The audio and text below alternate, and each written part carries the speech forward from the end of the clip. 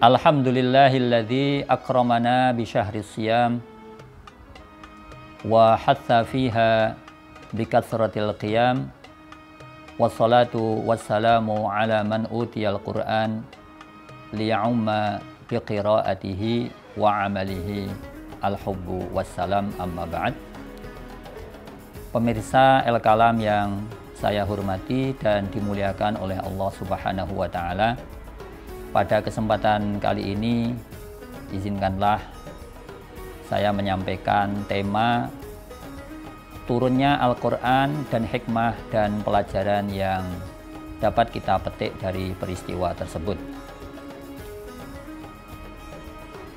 Para pemirsa Al-Kalam yang saya muliakan, dalam kitab-kitab seputar turunnya Al-Quran, misalnya kitab Al-Itqan fi Ulumil Quran karya Imam As-Suyuti, dijelaskan bahwa turunnya Al-Quran itu mengalami dua fase. Fase yang pertama adalah dari Lauhul Mahfuz ke langit dunia. Lalu fase yang kedua adalah dari langit dunia kepada Rasulullah Sallallahu Alaihi Wasallam melalui malaikat Jibril, kurang lebih sekitar 23 tahun. Dari penjelasan singkat ini, barangkali ada yang bertanya atau berpikiran atau mempunyai pemikiran bahwa mengapa kemudian Al-Quran harus diturunkan dengan fase semacam itu. Mengapa tidak diturunkan secara langsung, misalnya dari Lauhul Mahfuz kepada Rasulullah Sallallahu Alaihi Wasallam, dan mengapa juga harus memakan waktu yang sangat lama, kurang lebih 23 tahun. Para pemirsa Al-Kalam yang saya hormati, jika kita merujuk kepada surah Al-Furqan ayat 32, ada penjelasan di sana bahwa waqalu laula nuzila hadzal qur'anu jumlatan wahidah. Orang-orang kafir musyrik kala itu mempertanyakan atau memprotes mengapa Al-Quran itu tidak diturunkan sekaligus, kontan, cash semuanya. Waqalu laula nuzila hadzal qur'anu jumlatan wahidah, lalu kemudian diberi penjelasan, kadzalika linutsabbita bihi fuadaka warattalnahu tartila. Yang demikian itu maksudnya Al-Quran diturunkan secara berangsur-angsur, secara gradual, kurang lebih 23 tahun itu, linutsabbita bihi fuadaka, agar kami bisa memperkokoh, memperkuat dengan Al-Quran yang diturunkan secara gradual itu, berangsur-angsur itu, menguatkan dan mengokohkan hati Nabi. Warattalnahu tartila, dan agar kami bisa menjelaskan secara terperinci ayat-ayat Al-Quran, ayat demi ayat. Jadi sesuai surah Al-Furqan ini terjawab cukup jelas bahwa alasan mengapa Al-Quran itu diturunkan secara berangsur-angsur dalam rentang waktu yang cukup lama. Yang pertama adalah agar memperkuat, memperkokoh hati Nabi.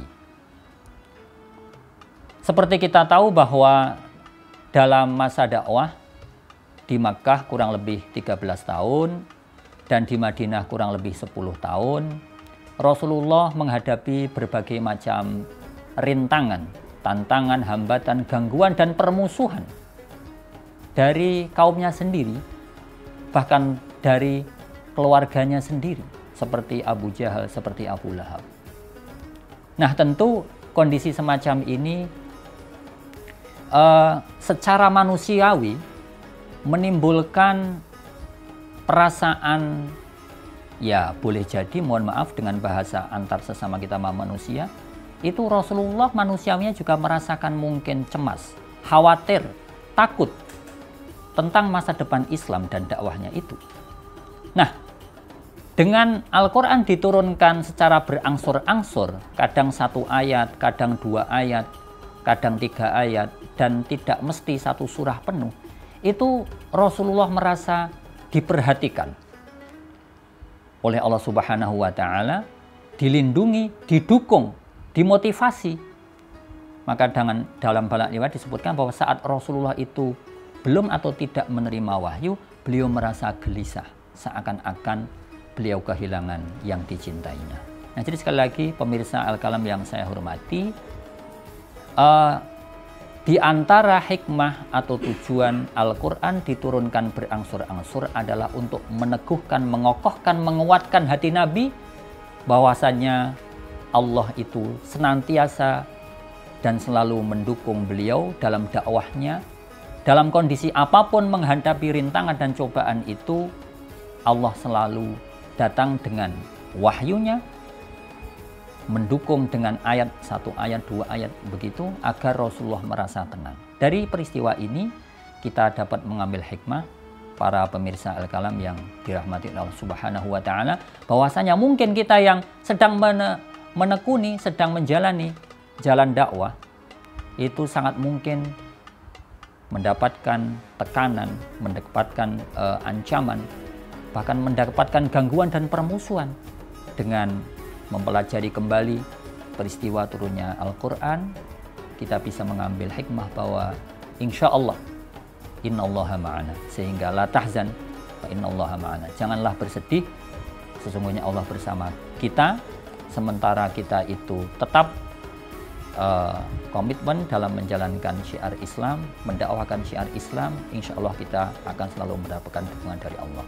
Hikmah yang kedua, mengapa Al-Quran itu diturunkan dalam rentang waktu yang cukup lama, kurang lebih 23 tahun, adalah warattalnahu tartila. Dengan Al-Quran diturunkan secara berangsur-angsur, secara gradual, itu agar Allah Subhanahu wa Ta'ala bisa memberikan penjelasan secara lebih jelas, lebih gamblang, dan lebih detail. Seperti kita tahu dalam teknik mengajar bahwa kalau kita mengajar, semua materi itu disampaikan sekaligus, tentu akan sangat menimbulkan kebosanan, bahkan juga daya fokus, daya pemahaman audien, siswa, mahasiswa, orang yang sedang kita ajari itu menjadi berkurang. Nah, dengan membagi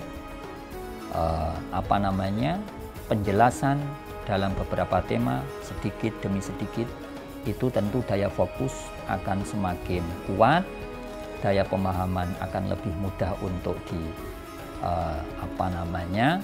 ditingkatkan, dan kemudian juga para pemirsa yang saya hormati, itu orang merasa tidak bosan. Nah, sehingga dengan memahami kembali sejarah turunnya Al-Quran, setidaknya dapat kita rangkum bahwa ada 2 pelajaran penting dari peristiwa ini. Yang pertama adalah Al-Quran diturunkan secara berangsur-angsur untuk meneguhkan hati Nabi. Kalau kita terapkan dalam dakwah kita hari ini adalah dengan kita mempelajari Al-Quran sedikit demi sedikit, itu motivasi kita menjadi bertambah. Maka mari pada bulan Ramadan ini kita tingkatkan bacaan Al-Quran kita, sebab dengan membaca Al-Quran motivasi dan semangat kita insya Allah semakin kuat. Yang kedua, bahwa orang ketika menerima ajaran agama, pengetahuan tentang agama, itu juga sedikit demi sedikit. Sebab kalau kemudian diterima seluruhnya, itu menimbulkan kebosanan, rasa penat, malas, dan juga tidak fokus. Jadi pelajaran tentang manajemen dakwah, manajemen pendidikan, manajemen pengajaran, dan juga strategi dakwah dan pengajaran. Para pemirsa Al-Kalam yang saya muliakan, mungkin hanya itu yang dapat saya sampaikan. Ada hal yang baik dan bermanfaat adalah hidayah dari Allah Subhanahu wa Ta'ala.